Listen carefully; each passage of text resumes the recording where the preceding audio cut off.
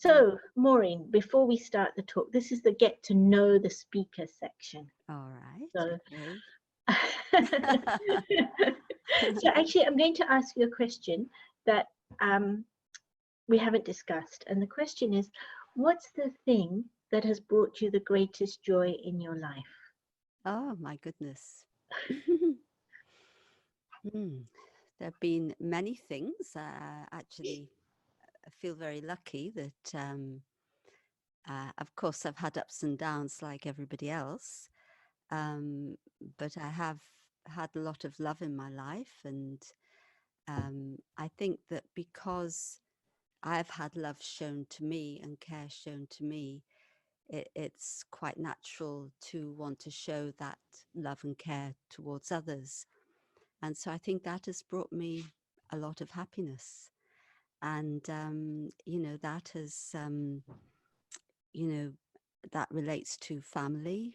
Um, that, and yes, lucky to have a close family that relates to the people that I interact with and work with. Mm-hmm. Um, and it relates to when also I'm doing things that are more public, because I'm always aware that people respond to the vibe or the atmosphere that you give out. And of course, that can't be an artificial thing. It has to come from within, from the heart. And so, yes, I think these are the things that have inspired me. Um, and so it's hard to think of one particular thing in that sense. And of course, there have been peaks, certainly when interesting. We've been showing some webcasts and going into the archives of events that have been organized in the past. And last night we showed an event that happened in 1997 at the Royal Albert Hall, and I was very much involved in, I guess, producing that, and of course working with many, many others. But I then remembered that night, and by that time, of course, you're not involved hands-on. That's all been sorted, so they say. And I remember sitting in the box and looking and thinking that, the people on the stage are just very, very happy this evening. And I could feel that atmosphere was then penetrating into the whole audience. And I thought, yeah, this is good. This is a high moment, really. Yeah, I Wow. enjoyed that. Yes, but yeah, Mm. You've traveled the world, quite a few places. Yeah, it's quite a few places. And yeah, I know that you love India without doubt, because yeah, you go back at least a couple of times a yeah, year. yeah. Usually twice a Yeah, year. Sometimes it's been more, but yeah, yeah, yeah, at least twice a year, if not more. yeah. So, other than India, in your travels, which country have you been to that's really touched your heart, and why? Well, I suppose actually travel Israel probably is the place, because that's part of my background, being from the Jewish religion, and I have family there. So I've always felt, well, I didn't really feel. It's interesting to think about how you kind of feel a connection to somewhere. Um, like with India, it was like something in the back of my mind, because actually my parents were married in Calcutta. And so we were hearing stories of India from our childhood. And I remember in school once, we were asked the question, where would you like to go if you could go somewhere? And it was almost involuntary. I said, India, not with any thought, not imagining how much I would travel to India. And so it really touched me. But now I know you're asking about another place. And I think it was similar with Israel. It was always there in the atmosphere and in the environment. And I've had uncles there since the 50s, and my sister emigrated there in 1983. And so I think I went there before that. But I was very curious to connect with something of my ancestry. Um, but of course, the place that touched me a lot, and it would be so for anybody who goes there, is Jerusalem. It's such a beautiful city. but you feel the history, the how ancient it is. Um, and I remember, of course, that place, the Al-Aqsa Mosque, the Temple Mount, the Via della Rose, all those, amazing, the Wall, of course, all those amazing places. And I've been there with spiritual leaders, Mm. religious leaders, and it just felt so important to come together in that land. But just being there made me think about how important it is to stay with things that are deeper for you. Not to live on the surface, but live with more depth. In other words, of what really is meaningful in life. So I've enjoyed those visits very much, and then of course connecting with family, because my sister now has 7 grandchildren over there. So Wow. I have 7 great nephews and nieces. In fact, only one niece; the rest are all boys. God. But there's one set of twins, non-identical, brother and sister, and they're so delightful. So it's always a delight going there and connecting. But yeah, that place did touch me, and I think other travels in the Far East too. I think I've always been more attracted to the East in a way, although I've travelled, of course, all over. Um, yeah, yes, something has to touch your heart, doesn't it? Yeah. Is there something in particular about the East that you touches your heart? Um, it seems I don't know what to say. I was going to say it seems so mystical in a way. Um, the whole of course, there is, so much that's going wrong in all countries. And if you look at that side of things, and the poverty and the corruption everywhere, um, there can be, you can feel that distress, and you see that distress, and you feel that there has to be something, whatever little you can do that can help alleviate that, you want to do. Um, but it's like as if you feel that's a layer on top of something else, and it's obscuring the real beauty of the place.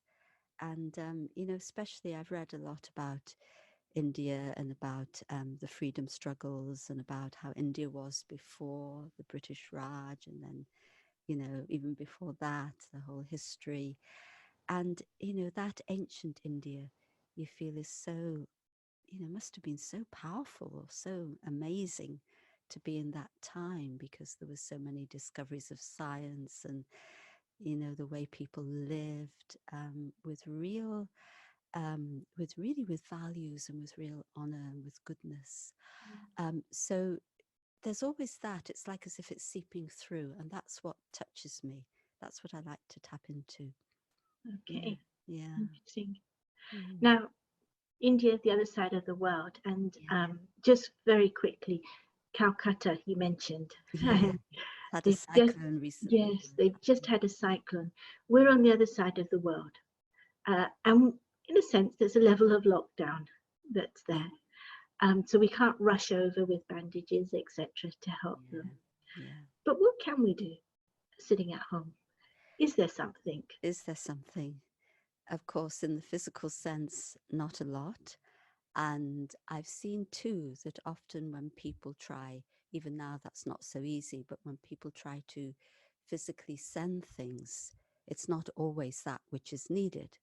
It's always this thing of, am I doing something because it's my need, or is it really the need of the other people?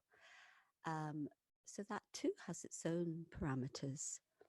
But I also feel that it's important not to have a sense of pity um, and distress, but to actually have a sense that if I have in my mind um, a really powerful vision that there can be something better for the people there, that's, you could say it's good wishes or pure thoughts, but it really is a powerful vision of something better. Um, then I feel that creates an atmosphere that actually can reach across distance and time and space. And that's amazing. I remember being involved in a project in the 80s, and we collected minutes of peace. And it was meant to be 1,000,000 minutes. People could contribute through prayer, through meditation, through just good thoughts. And it was around that time, just after that, that all the changes happened in Europe. The Berlin Wall came down, massive changes, as we'll remember. And the person who chaired that, he was a member of the House of Lords, he was being interviewed, and it was a radio interview, and the person said to him, "Do you mean to say that you attribute all these changes?" In fact, it was meant to be 1,000,000 minutes. We collected over 1 billion. In other words, people really gave their energy to this. And the interviewer said to him, "Do you really mean to say that all these changes are a result of all these minutes of peace?" And his response was, "Well, how can you say it wasn't?" But there you go. And I do feel that as much as things are going haywire in the world, we have to keep up some sort of measure of a vision and of good feelings. Otherwise, if we get caught up in all the negativity that's happening, it's like we also become part of the problem, and it's very difficult to see a solution, even a physical solution, when it presents itself. So it's not being, oh, it doesn't matter. No, not that at all. It's deep understanding and a love and a very deep feeling of generosity of heart, that there has to be something that's possible. I don't know if there's time for one little story related to that. Go ahead.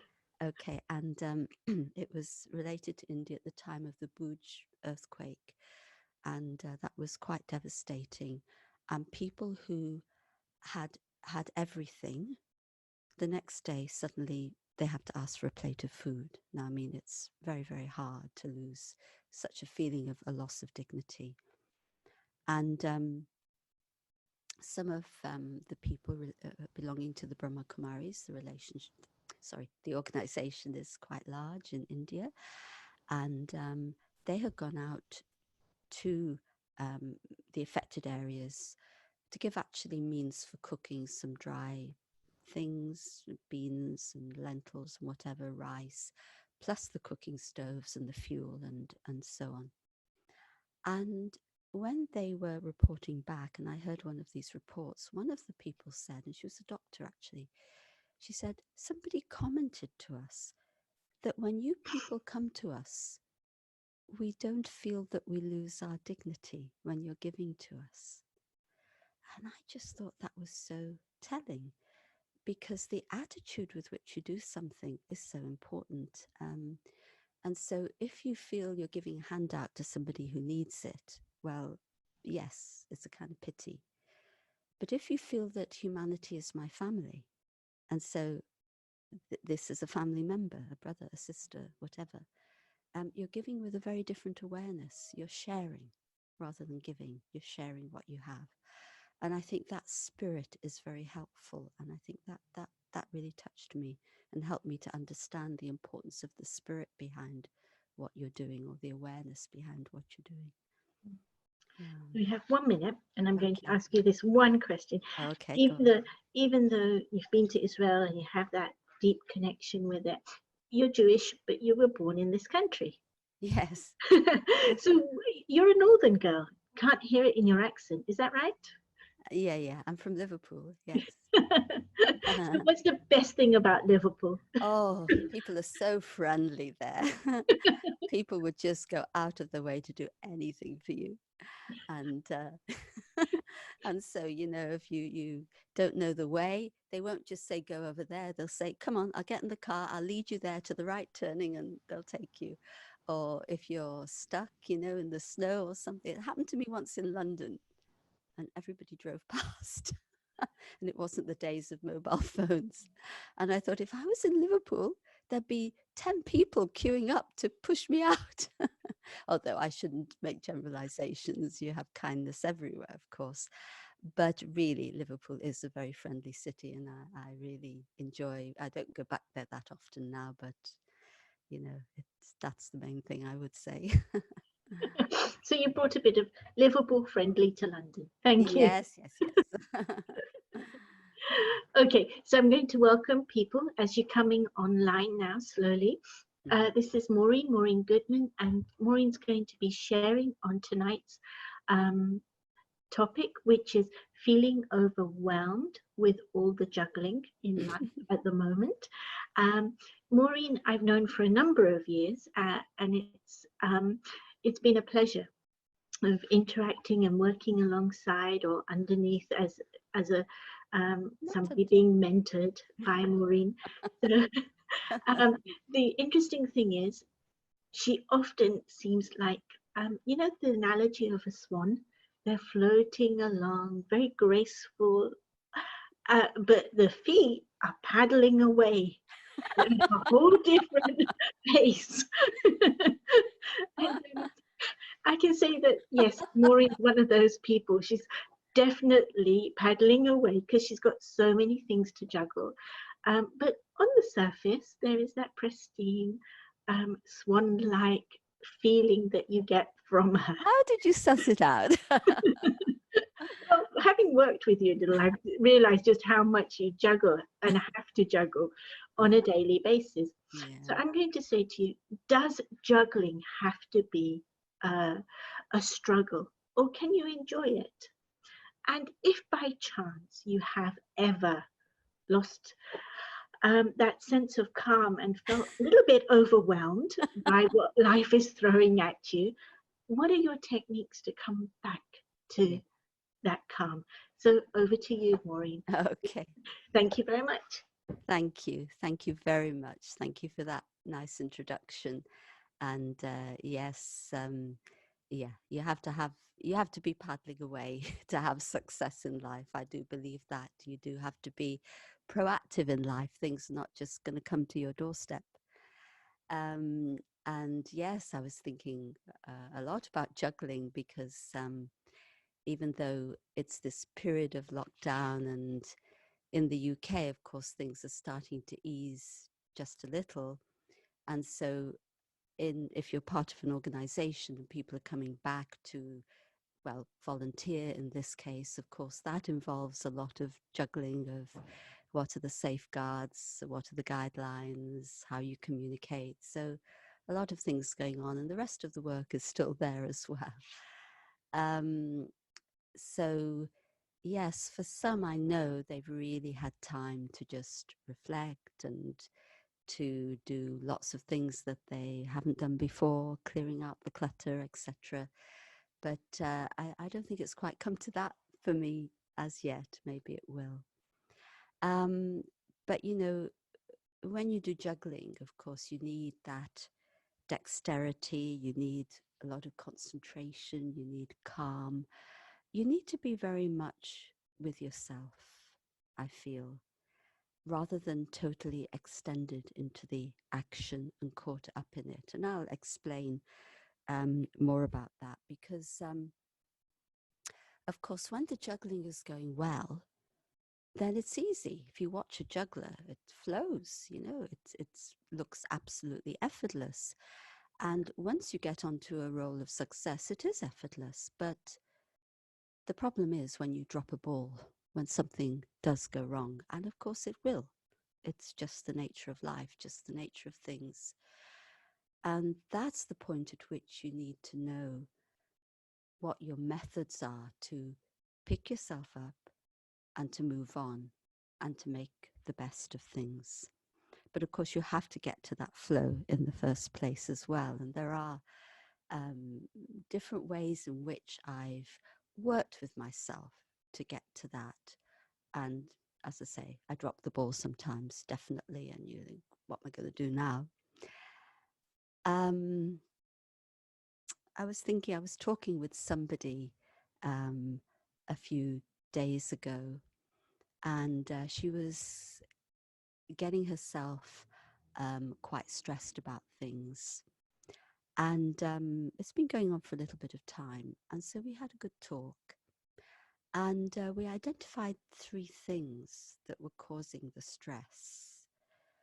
When there's a task in front of you, these responses, these 3 responses. Firstly, the thought that I have to do it immediately. That causes stress. Secondly, the thought that I have to do it perfectly. That causes stress.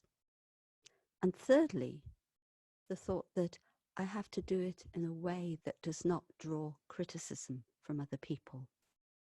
That causes stress.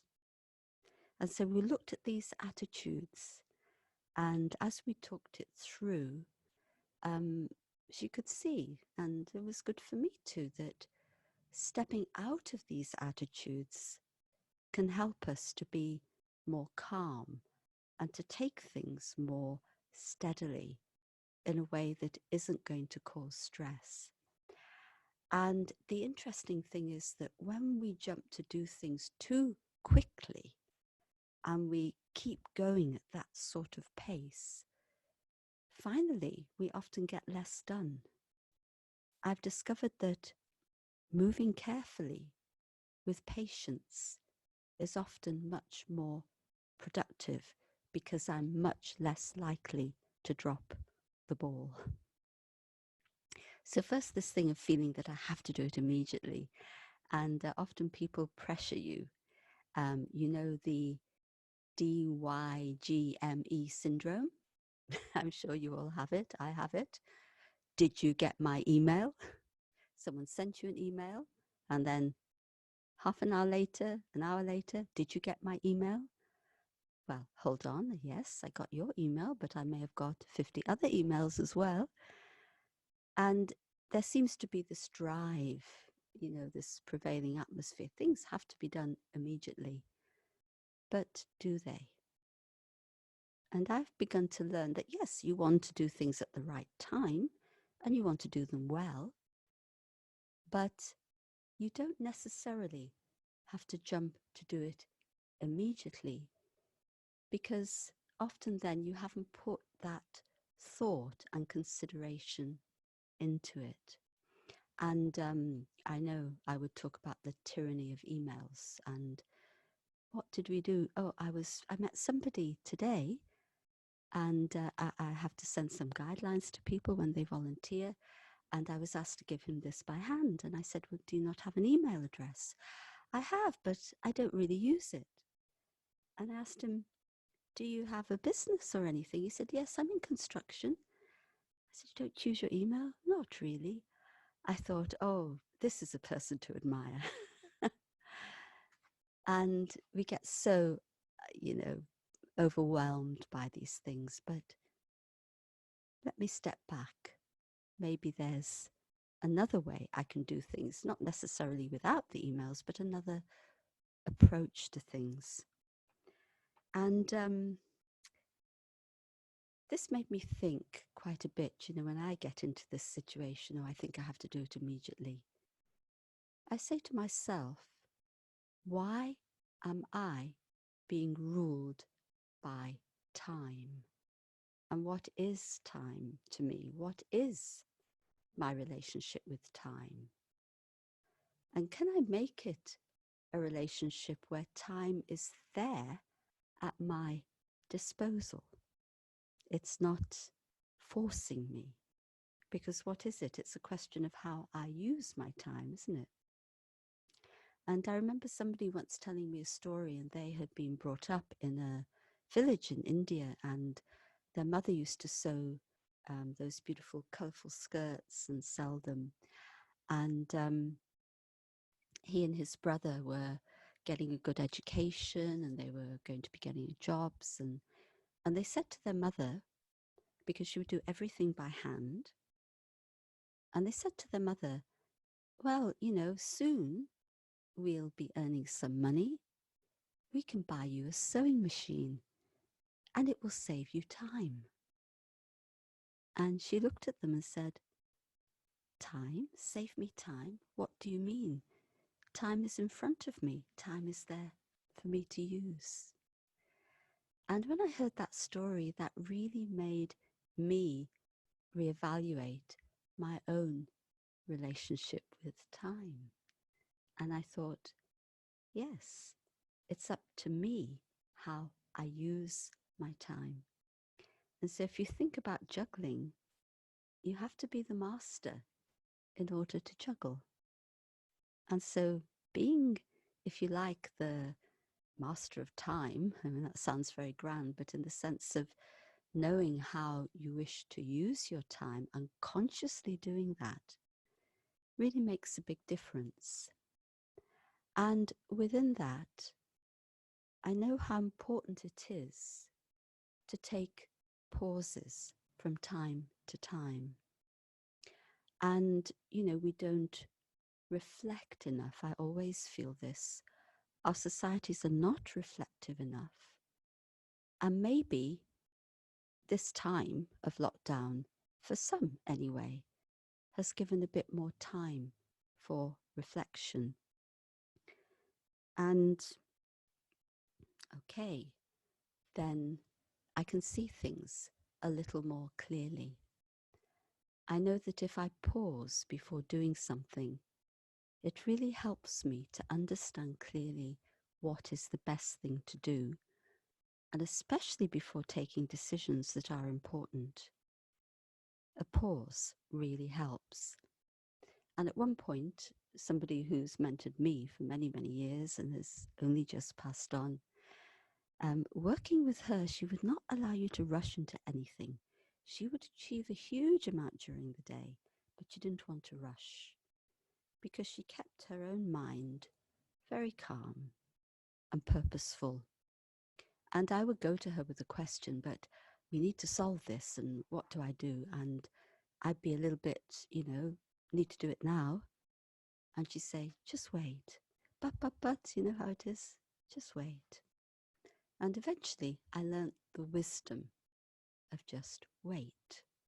Wait for a moment. Pause. Reflect. Because then I could see that the decision and the action became a lot more productive. So these are lessons I've definitely learned along the way. This other thing of feeling that I need to have perfection. We don't live in a perfect world at this moment, and we are going to make mistakes. There are many factors that won't allow there to be perfection in everything that I do. And so I have to be comfortable, become comfortable, learn to become comfortable with my own mistakes. And I've had to learn this because we all do make mistakes. And the thing is, we may make even a little mistake and we really feel quite, we turn in on ourselves and we feel that, there's a kind of loss of self-worth because of that mistake. We feel that we're a failure. And if you look at the way our society is set up at the moment, and our education system in particular, in the conventional sense, it's like you're not allowed to fail. You have to have success, and it has to be quantifiable. And for many individuals, success is something quite different and can't be quantified in the same way. They may not be academic. They may have very different talents. So we need to be allowed to fail. And often we feel bad about something, but often other people have not really noticed it. It's more in my head than in the heads of others.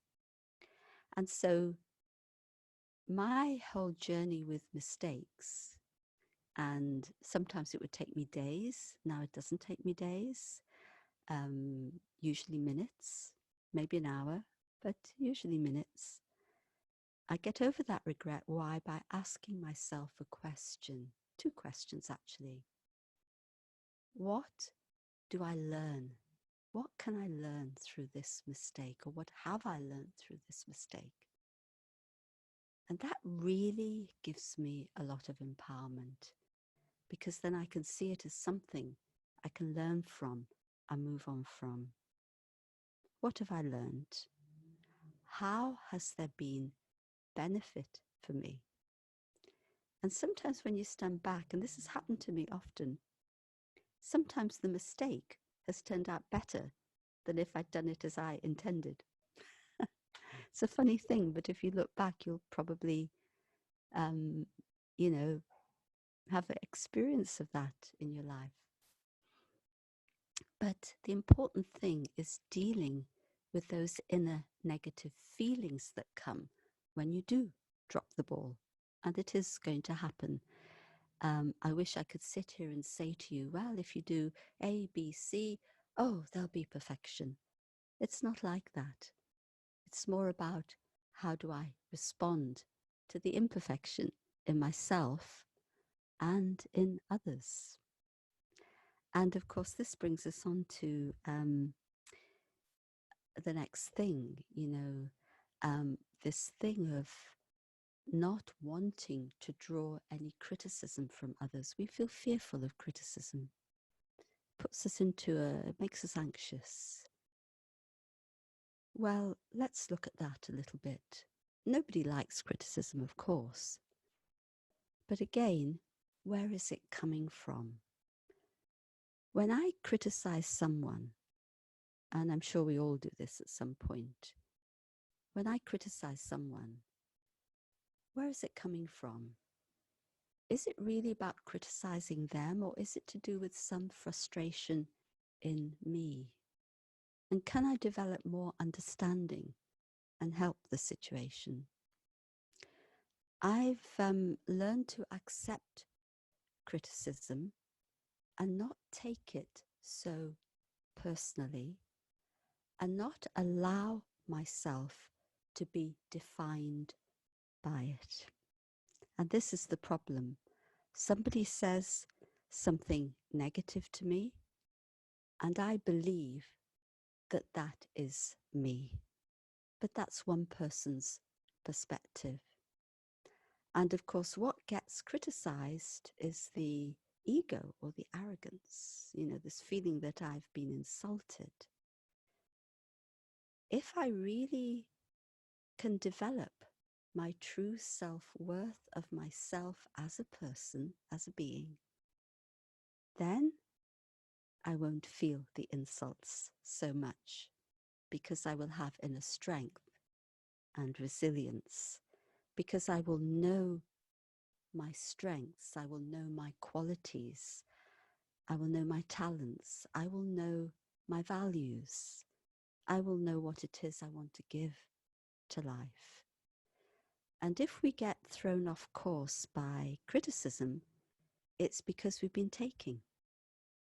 Life is for giving, not for taking. That's what I say. Of course, we accept it's a give and take and an exchange. But on that level of being who I am, I need to be myself, not taking my identity from here and there and from people's comments. Unfortunately, let me just give an example. I remember somebody, very experienced person, was asked a question in a talk. I was present. And the question she was asked was, what would you do if somebody stood up in front of other people and accused you of something? Not a very pleasant situation. And she said, well, if really I'd done something wrong, I would apologize. And if I hadn't done anything wrong, I would ignore it. And I thought, that's an answer with self-respect, with dignity, without ego or arrogance. I know who I am. I know my truth. Okay, let me respond accordingly. And I think what happens very much in today's world is that we get very caught up in the doing and we forget about the being. Can I begin to reflect and understand more about the being behind the doing? I was just thinking of an example. You know, we have so many gadgets now that do thinking for us, don't we? And when you go on a journey, you know, and I do this, you put on the sat nav, tells you to turn right, turn left, go straight. Very easy. You don't need to think. You just need to follow. And if you're as old as me, you'll remember the time when we used to use road maps and street maps. And sometimes you'd have to stop the car, look at where you are, find it on the map, see your destination, figure out where you had to go for the next little bit. You actually saw something of the direction and you focused on your journey. And if I use that analogy totally in life, when we get so caught up in the doing, we don't see our destination. We only see what's immediately in front of us. We fail to see the bigger picture. And if we think about what's happening with humanity itself, now I think it's interesting because the world has been working in one direction with a virus that has affected all the countries. And of course, many perspectives and opinions about it, but I don't need to go into that. But we are where we are, and certain actions have been taken. And now people are beginning to reevaluate, where are we going? What is next? Which is interesting. So perhaps, are we starting a new journey? It would be wonderful if the world were to do that. But just in terms of my own life, can I see the bigger picture of my journey and my destination? And in that journey, when we reflect on what is really meaningful to us. At the end of the day, what is it that will give us comfort and happiness? And we know our relationships, our generosity of spirit, serving others, kindness, compassion, all these things are what give us inner strength and inner joy. And they actually are very natural to human life. We have got so distracted away from these very core qualities. And when I do reflect and I do pause, I also can see that there's a well of peace inside for me to tap into. And I can also tap into an inner wisdom, that still small voice within that can really guide me in the right way. And there's a trajectory, a very interesting trajectory of awareness, vision, attitude, and, wrong order, awareness, attitude, vision, and action. Now, if my awareness of myself is that I'm a person who's not good enough, a person who's always trying to prove themselves, a person who's struggling, what will be my attitude towards myself?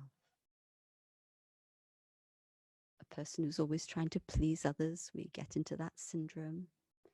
My attitude towards myself is not going to be a positive one.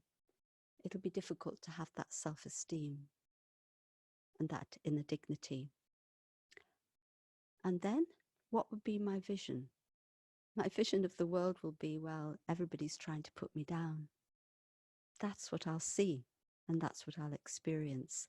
And my actions, I'll be very defensive. maybe even angry. If my awareness of myself is that I have a well of peace inside, I have inner wisdom, I have inner strength, I have that quality of compassion, I have things within me as a person that are really meaningful to me, then my attitude towards myself becomes a lot more positive. And then through that, my vision of the world is that, well, what can I do? How can I help? How can I understand? I will develop that generosity of spirit, and I will bring others with me, and I will feel that or experience that cooperation.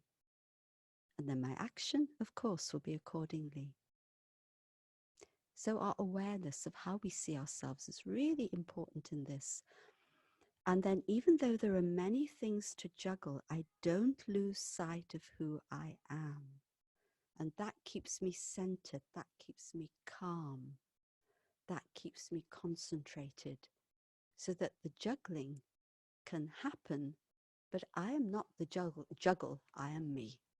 And so I don't struggle with the juggle, I like that, but I actually am patient with the juggle. Maybe I even enjoy it. But just one other aspect of that, which I think is really helpful and I found very helpful. It's important to do one thing at a time. Now, yes, we speak about multitasking, but really, to do things well, you have to focus. Just this morning, somebody had asked me to speak to somebody about something, and I said, yes, I'll do that. About half an hour later, they said, have you spoken to so-and-so? I said, well, not yet, because I had this to do, then I had this to do, and now I will go to speak to the person. So I was quite clear that I had to take everything step by step. And whatever I do, let me do it with focus and let me do it well. And then actually you'll have a very economical use of time, and you'll have time to do the next thing and the next thing. And of course, that requires being present. And we talked about seeing the bigger picture and, in a sense, stepping back and seeing the whole trajectory. So this isn't about being present in terms of being caught up, but it's about being present to understand the need of the time, what I have to do, how I have to do it, and to understand what has brought me to this point and what will be the consequences of my actions in the future. So it's like I have a breath of awareness while being in the present. If ever you've been for an eye test, they give you this test of peripheral vision. So you're focusing on something, but they keep putting lights, then you have to spot them. It's a bit like that. I'm here, I'm present, but my awareness extends so that I can understand as a whole what it is that I need to do. And then you find more and more, of course it takes time, it's not something you do instantly. It's like a training for the self, if you like. More and more, you do things at the right time, in the right way. And timing is another thing that's important. And I know myself, we all procrastinate at times. And then I do something when it's a bit too late and it feels very difficult. You know that if you'd done it at the right time, would have had a very different result. Timing's important, and being able to do things at the right time and not allowing the mind to go into all those excuses as to why you can't do it when it's a need. You have to catch that thought. You need the clarity of thought. And so thoughts, very important in all of this. When my thoughts become negative, I literally lose my energy. I become tired. And if you go to sleep with worries, do you wake up refreshed? No. I have to pay attention to my mind and make my mind my best friend. Imagine. Because thoughts are my creation. I'm creating my thoughts. Or am I allowing my thoughts to be dictated to by whatever I see and hear around me? This brings us to a point of conscious choice in our lives. And so as I'm juggling, I'm not losing my awareness. I'm not losing my sense of choice, but I'm doing what I'm doing very consciously. And that's where perhaps you can see the swan paddling away, doing what's necessary, but there isn't necessarily distress visible, because it doesn't have to be distress. Being active, great. Getting distressed, not so great. Getting stressed, not so great. And it all depends upon how I relate to myself, my task, the people around me, how I relate to them, and my relationship is through my thinking. Thinking positively brings one kind of relationship and interaction. Thinking negatively brings another kind of relationship and interaction. And so it's very important to understand the power of our thoughts. Very often we dismiss it, but I think more and more people are beginning to realize that thoughts do carry power. If you have a particular thought and you think about it, if I get angry about something inside, I have thoughts of anger, thoughts of frustration, eventually it's going to burst out into my words and my actions. And it may have pent up inside me for a long time. I have wasted a lot of energy in that. And I've not been creative. Sometimes you get an inspiration. It's a thought. It can be a half a thought even, but it inspires you. And it can lead to many beautiful things because you've caught a very good, positive energy that you can then bring into your life. So the power of our thought is really important. And that's why it's important to take time to reflect, to be with the self. Otherwise, I don't really ever know the power that I have inside, the resilience I have inside, the creativity I have inside, and the possibility I have inside. And of course, people react differently to the same situation, don't they? So what does it tell you? There is a different person in each one. So who am I? What is my uniqueness? And what is it that I have to do? So I think over the years for me, having become more centered in myself and not allowing the external things, as I say, people's criticisms, or even you can say the doing, the task, the profession to define me. I'm bigger than that. Over time, understanding that has really helped me to keep that center in the midst of the juggling. And it is very interesting that the more you keep that center, the more you keep that calmness, often the more balls come into your hands. I've seen that. Another one? Okay. But you don't get, what can I say, phased out by it.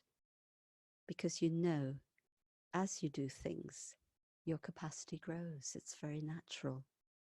But if you run away from things, well, the capacity is going to shrink. So these are some thoughts on juggling. And let us enjoy the juggle, do our best, and also learn, constantly learn. I think think that's very, very important. Life is for learning. Okay, thank you very much. So let us take time to reflect and practice that pause and see the power of our thoughts. So I take a few moments to be with myself.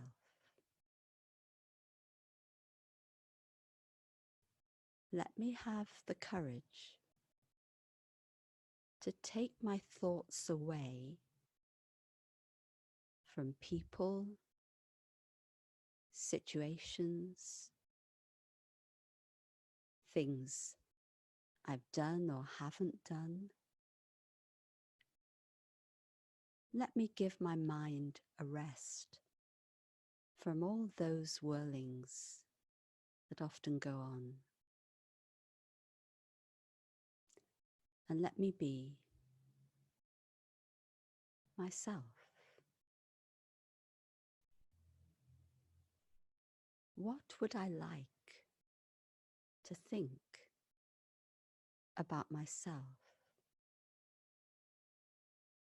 Who do I truly understand myself to be?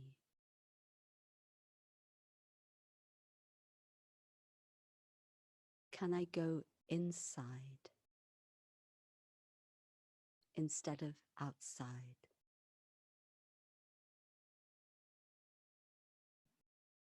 If I go inside, I ask myself two questions. What is really meaningful for me? What do I value the most? What brings me real happiness?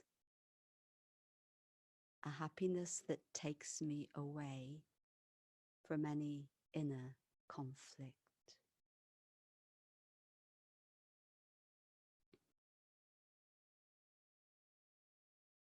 What is meaningful? You will have your own answers. But we know that the world and every human being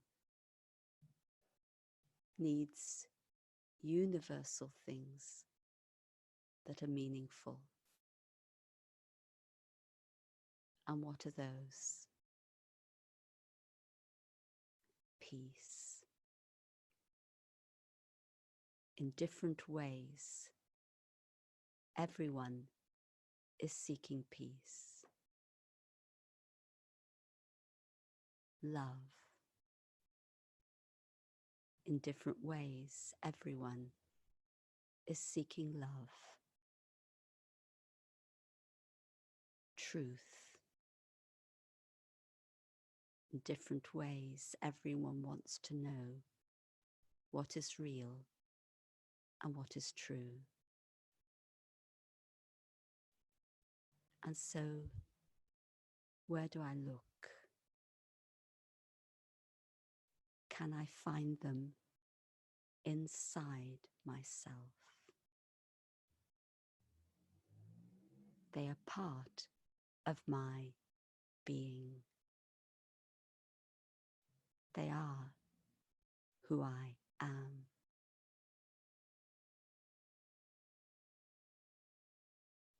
Realizing this very meaningful part of me,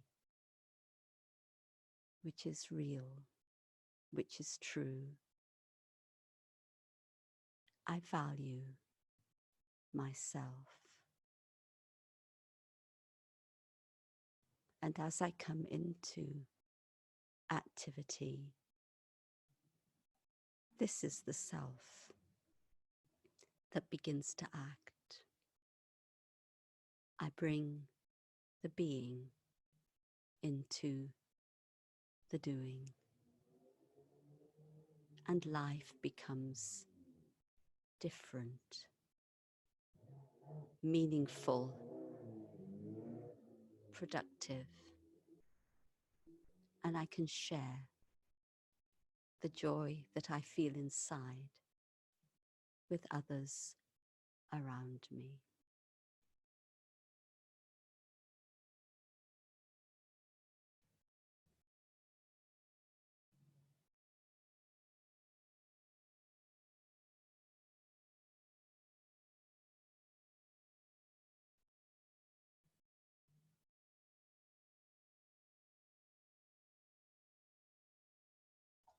Thank you.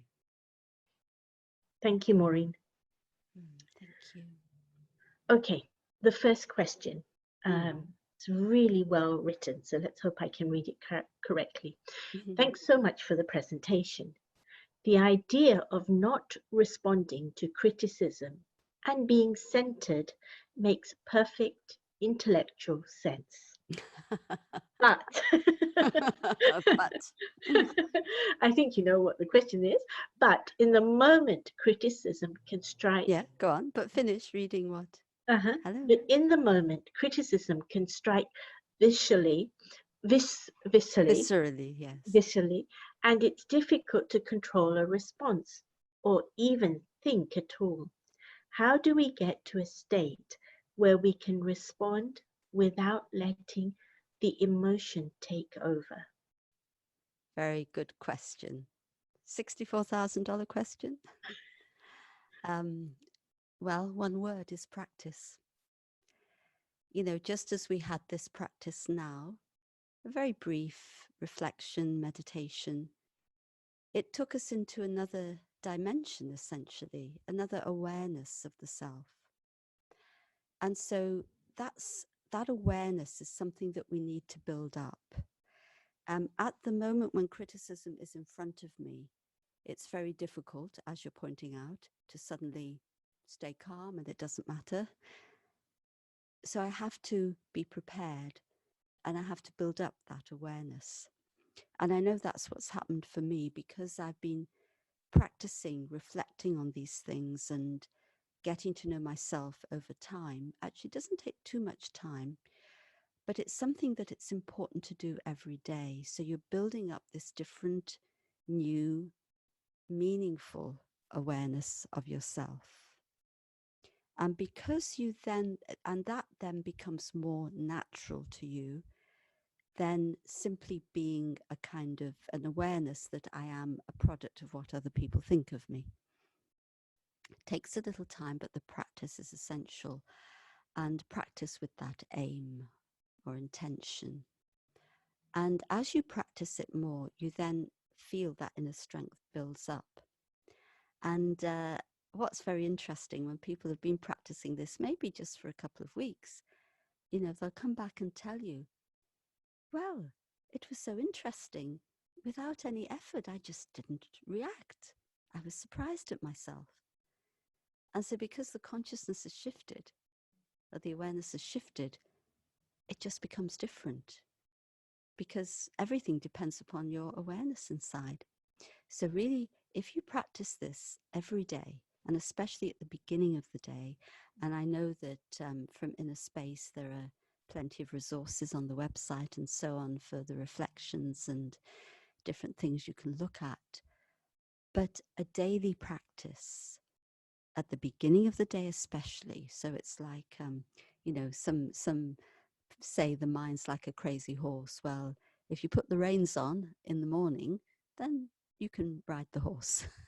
So first thing in the morning, last thing in the evening, so that you wrap up the day and come back to yourself. And in between, we have a practice. You can say it's just a minute, you know, take a minute every hour. And it's not as difficult as it seems. And just a minute, only a minute, just a minute, to just come back to yourself. And that gives productivity to the other 59 minutes and stability and centeredness. So you do need to put in a bit of that practice, but it becomes natural and you'll see your reactions decreasing. It's not that you'll stand there and say, I mustn't react. The practice of building up that awareness automatically means your reactions change. I hope that's helped. So in a way, this isn't about a technique as such. It's really about shifting your awareness of yourself, which is a deeper thing, actually. Thank you. The next question, the person who's posted the question is saying, thank you, that's really helpful. So that's answered that one.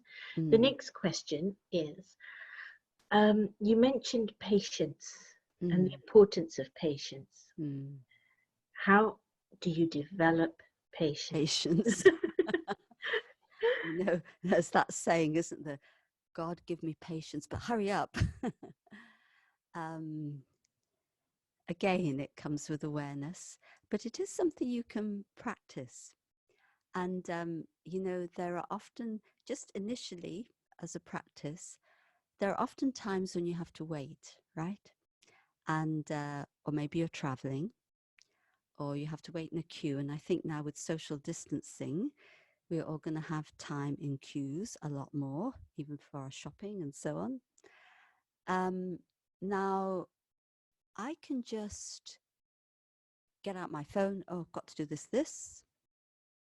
Or I can think, oh, look at the time, when is this going to, how long is this going to be? Da, da, da, da. And so I'm stressing myself. Maybe we can take the time, and I know I've practiced this actually, to say, okay, can I think about something meaningful, something productive? Maybe look at the other people, maybe think about what they're going through, maybe give them some good vibrations. Our thoughts carry vibrations. Maybe think about some good things that I've heard during the day. Maybe think about how I can show some kindness, something good, something uplifting. And I give myself patience. I say, it's okay.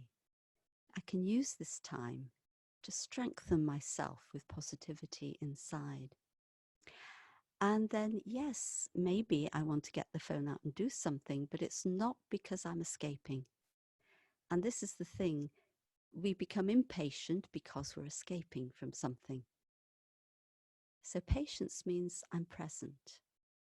And if something doesn't come to me right away and I have to wait, and sometimes I may have to wait a long time. I may have to wait years for something. But I have to say to myself, if something is right, it will come to me and it will happen. And so let me be patient and let me trust that. If it isn't right, it won't come to me and I'll get to understand. But if it's right, it will come to me, whatever it is in life. So in the bigger picture, or standing in a queue, let me always think about how I can use my time productively, consciously. And that helps us to be patient. And, you know, atmosphere is everything. I know if I'm in a queue and I'm a little bit impatient, you know, the other people around you get antsy as well. But if you're very calm, it has an effect on others. It's interesting. I had a very interesting example. It was one time traveling to India, and the check-in was very late opening, and you then, it was a flight where you had to change. So the initial flight from here to London to Milan, there's no way they board people in time for it to take off in time for it to catch the Bombay flight.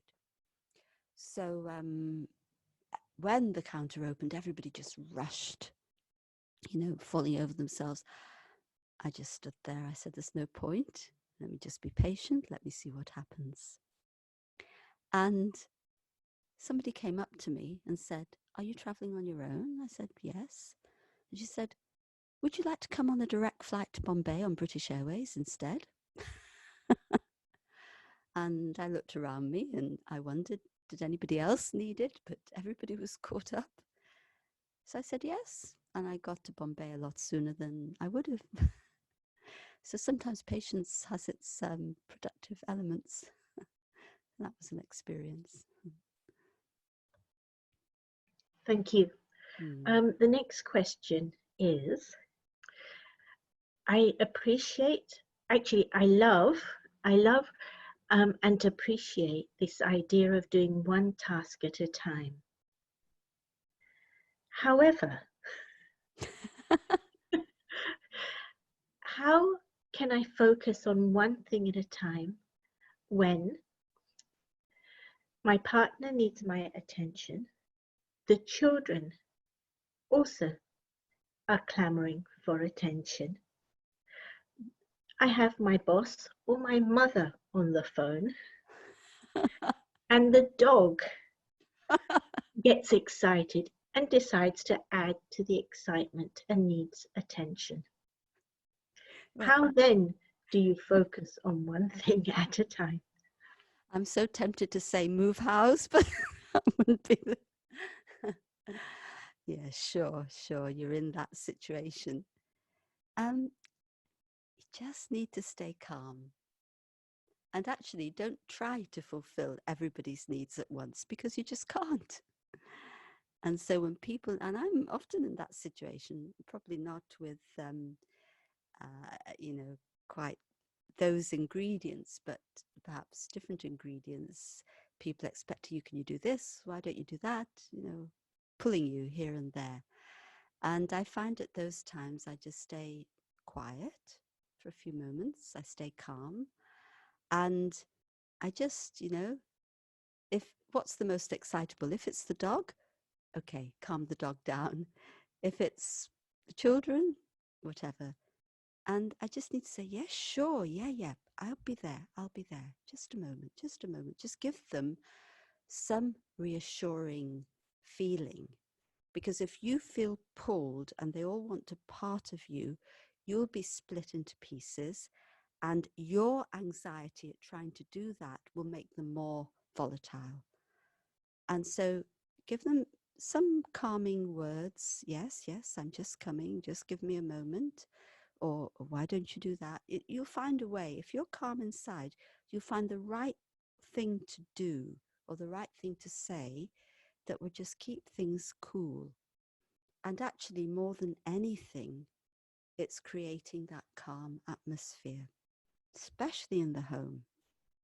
And you know, I've been with people who are very, very calm, and I see how they absolutely transform the atmosphere around them. And sometimes this person I'm speaking of is my mentor. Been, you know, she's a very, you know, wonderful person. And sometimes I go to her with a list of questions, and then she just asks me to be calm, and then she'd say, "Okay, now, you know, what do you want to ask?" And I would have forgotten. She's calmed me down so much. And so then I got into the habit of noting the questions down so that I could ask them. But by the time I asked them, I was very calm.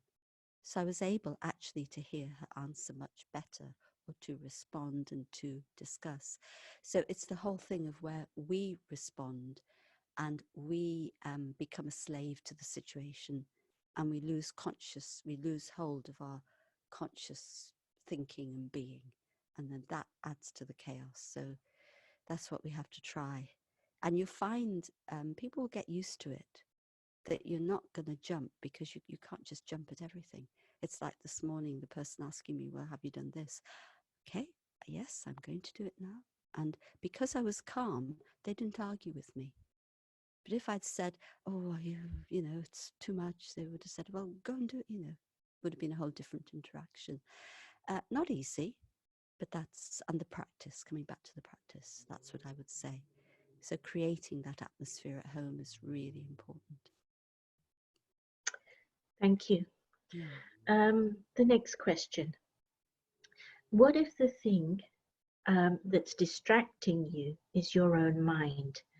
There are times my mind just seems to jump around everywhere and I'm not able to focus. At that time, how do I focus and do one thing at a time, or have one thought at a time? Okay, when the mind, well, one thing, I go back to the daily practice, which helps and gives you strength. But of course, even in the practice, the mind is going to be jumping around, isn't it? And so if the mind's jumping around, sometimes I have to just become the observer and talk to my mind. I've done this. Talk to my mind, or it's a little bit like talking to yourself. And I say, okay, mind, you're thinking about all these things. Okay. All right, mind. Okay, Maureen. Sometimes I use my name. Just calm down. Just take things step by step. That self inner talk is really helpful, I find. And so instead of again feeling a slave to something, as soon as I say, okay, mind, I can see what you're doing. I can see that you're anxious. What can we do about it? Can I remember that calm, that peace I have inside? Okay, everything's going to be okay. You know, you reassure your mind. So this kind of self-talk starts to turn things around. It may not happen instantly. Again, patience. You may need to do it a few times, but eventually things begin to shift. So you have to start on that road of talking to your own mind, cajoling your own mind, and giving it love. Don't battle with it. Because when your mind is doing different things, we tend to battle with our mind, and then the negative thoughts become stronger. You're giving it energy. But when you give the mind, I understand, it's a good mind, just going out of kilter at the moment, but you have a positive feeling towards the mind, which is this precious energy that can really serve you so well, then things begin to shift. It's really, of course, about our attitude towards ourselves. We're saying our mind, but it's towards ourselves. So these are the things, but self-talk is really important. But also sometimes, just very practical things. And for me, when things feel too much, I just sit down and I'll have a cup of green tea. I love my green tea. And so just to sit there, have that cup of green tea, and I know this is what I'm doing right now. Everything else can wait. Or you'll have other things that you do. Even give yourself 5-10 minutes to take time out. It really, really helps. And everything else will be there when you come back to it. Doesn't matter. They can live with, your worries can live without you for 10 minutes. But of course, you would have calmed yourself, talked to yourself. So these are some of the things you can do. Thank you. And the last question this evening is how to juggle with the mental health of a family member. Yeah.